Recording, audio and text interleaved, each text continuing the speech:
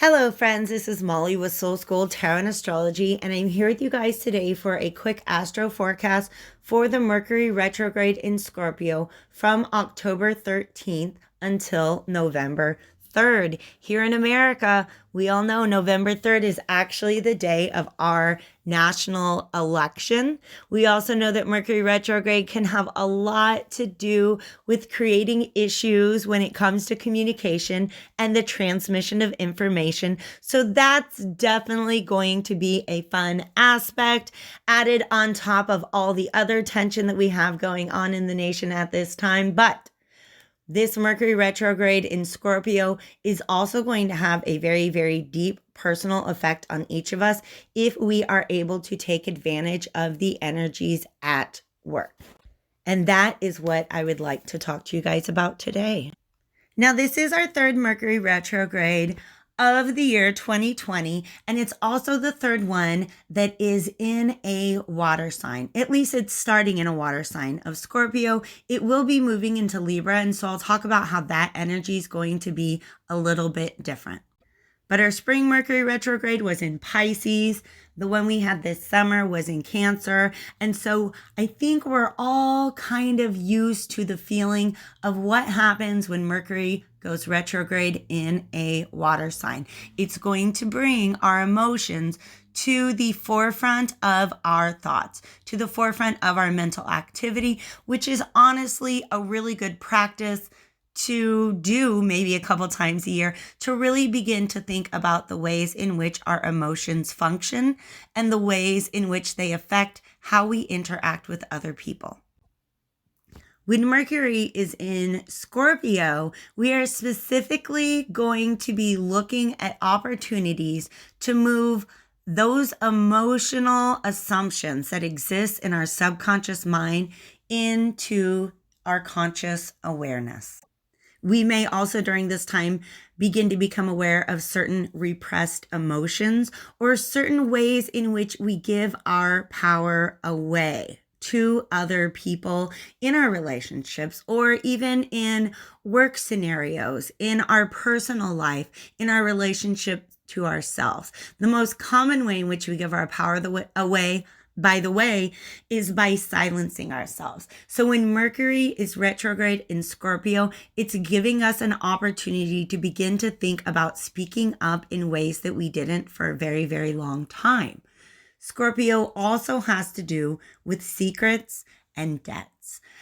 Debts in relationships, I'm kind of thinking of as things like, who do you maybe owe an apology to?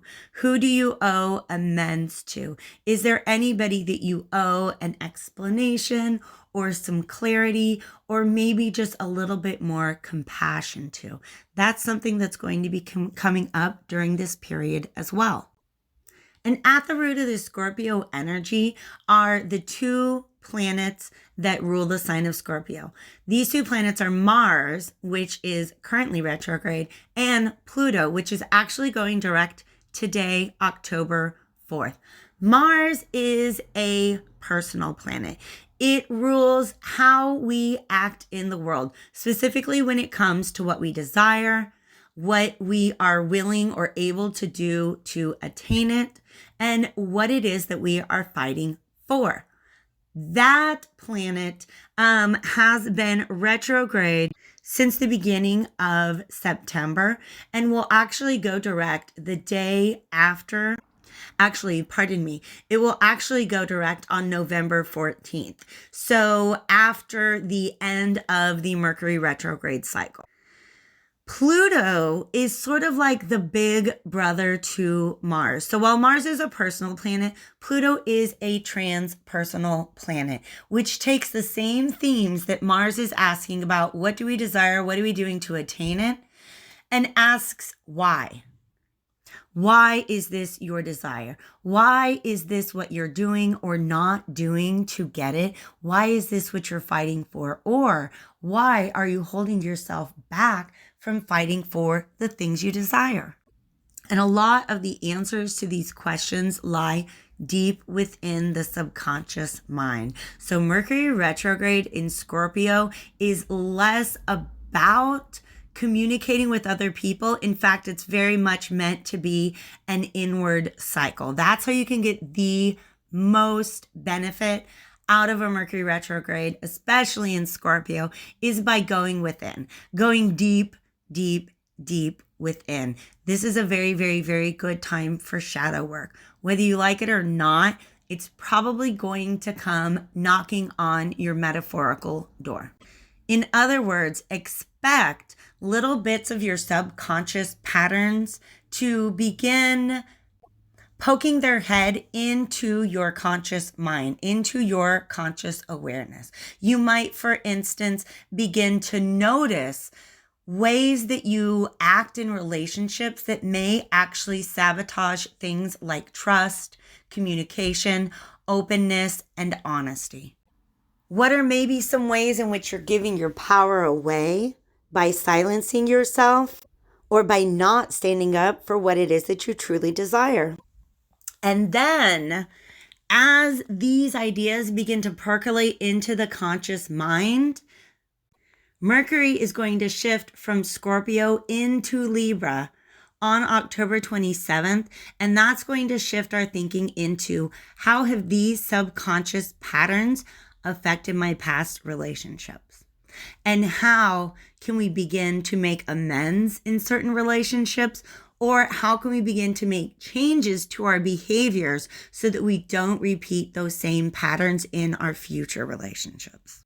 Libra is an air sign, and so this is going to offer us a much more objective view of these patterns, maybe the way that they've played out in past relationships, and of different power dynamics that we engage in.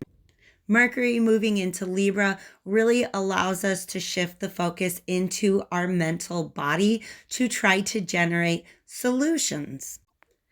Libra also being the sign of justice allows us to sort of weigh things out in a less judgmental way. And what I mean by that is that when we're in that Scorpio energy and a lot of those old subconscious patterns begin to show themselves to us, our initial reaction is going to be to want to hide from them, to suppress them, to deny them, or to judge ourselves for them, which causes even more emotional complication on top of the healing process that Scorpio is giving us an opportunity to participate in.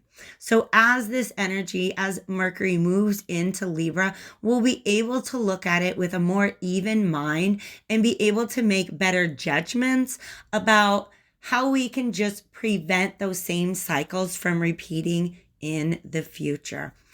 As the retrograde ends on November 3rd, a week later, Mercury will move back out of Libra and into Scorpio again. And I think that that's going to open up the opportunity to really begin to have some of the emotionally based conversations that will grow out of this inner work that we're doing at this time. So, like I said, Mercury retrograde, not the best time to have those conversations, but it is the best time to go within and understand what kind of conversations are going to need to be had either in our past relationships, present relationships, or in future relationships in order to allow a more healthy foundation from the beginning. So the shadow period, like I mentioned before, ends on November 19th.